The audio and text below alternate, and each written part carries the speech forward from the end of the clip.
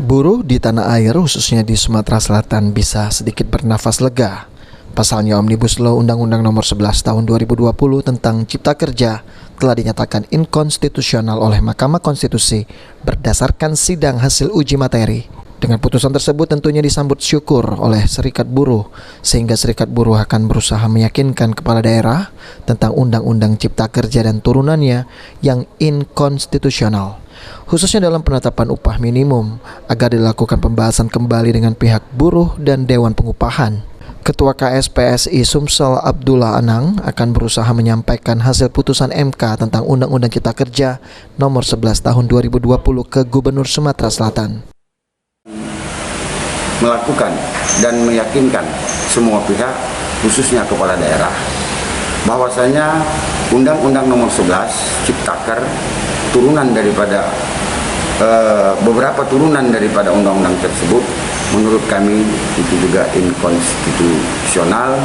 Oleh karena itu, putusan-putusan yang diambil, apakah itu menyangkut upah minimum maupun yang lain-lain, ini kami minta kiranya untuk dapat kita bicarakan lagi pada forum-forum resmi seperti forum Dewan Pengupahan.